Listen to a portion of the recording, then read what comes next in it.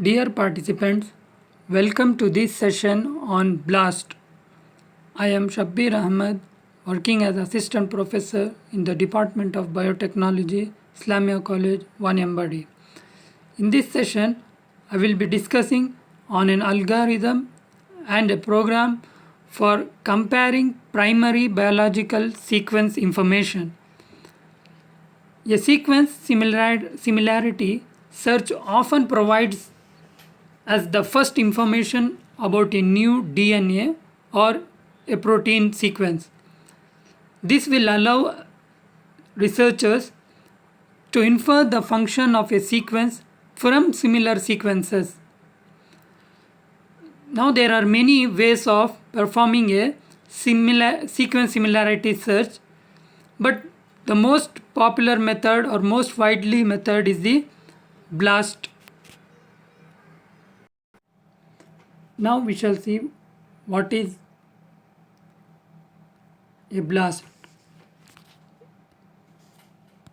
BLAST is nothing but the basic local alignment search tool. This basic local alignment search tool, it finds regions of local similarity between sequences.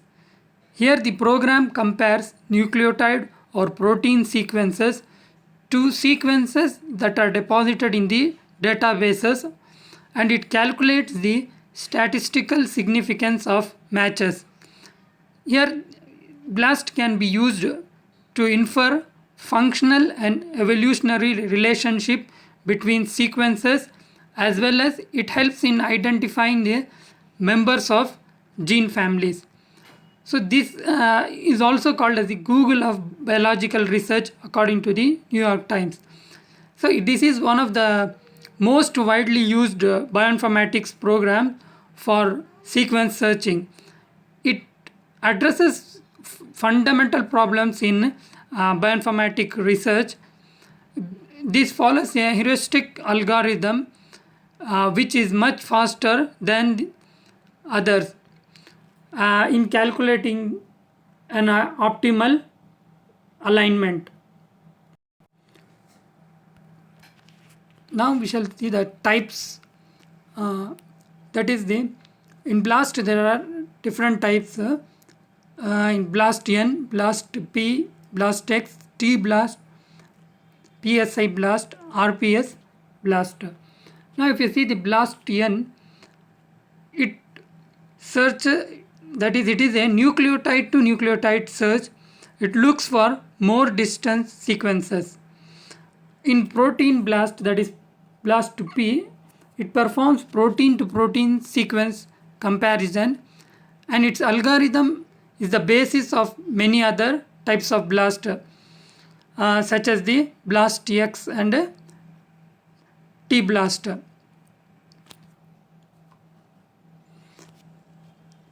Now this BLAST X, it searches a nucleotide query against a protein database and then translates the query on the fly.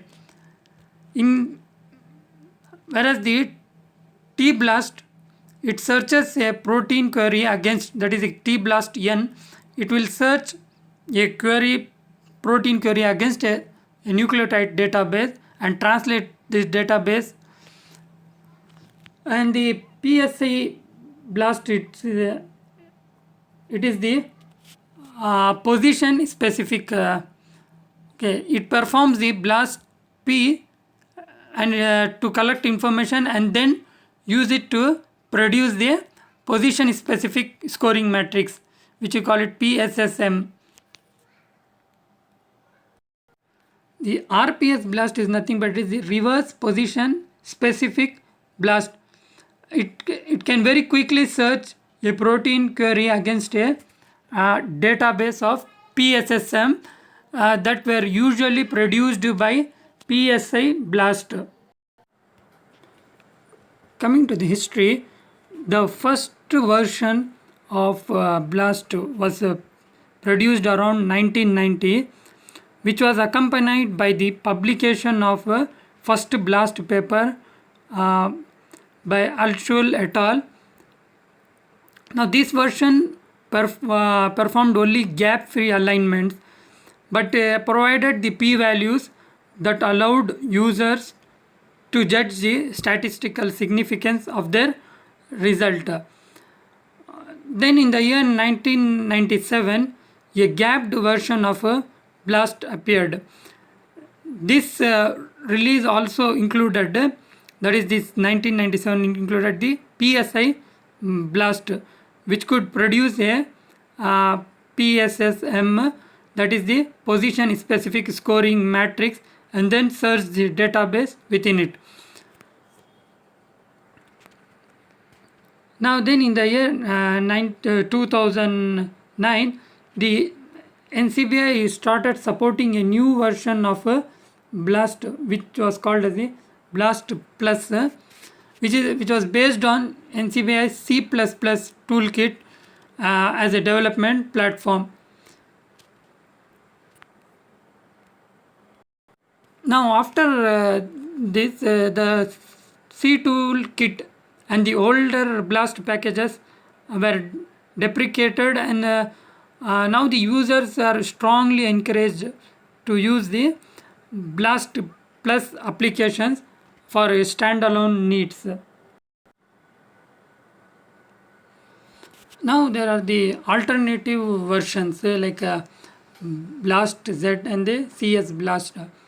Now this BLAST Z is a version designed for comparing large genomes or DNA. Now the CS BLAST is nothing but the context specific BLAST. It's an extended version of BLAST for searching protein sequences, and it finds twice as many remotely related sequences as BLAST, and at the same time the speed and error rate is also much in this CS BLAST.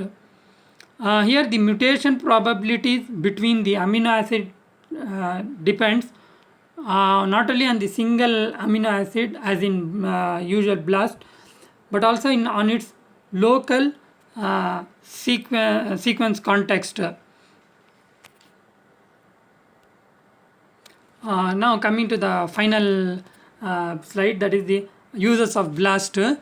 Now this can be used for it's helpful in several ways, including the identifying species, locating domains, establishing phylogeny, DNA mapping, and comparison. In case of identifying species, now with the use of BLAST, one can possibly correctly identify a species or find the homologous species. For example, when you are working with a DNA sequence from an unknown sequence, this BLAST will be very helpful for you. Now in case of locating domain, if you are working with a protein sequence, you can input it into the BLAST, and you can locate, it will help you to locate the known domains within the sequence of interest. Now that is in establishing phylogeny, using this that is the result which you are getting through the BLAST. With that you can create a phylogenetic tree using the BLAST web page.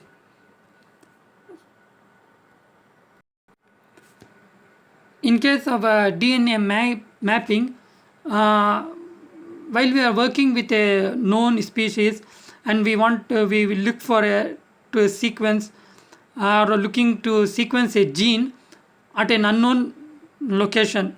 So here this BLAST can compare the chromosomal position of the sequence of interest, that is of sequence of interest, to the relevant sequence in the database.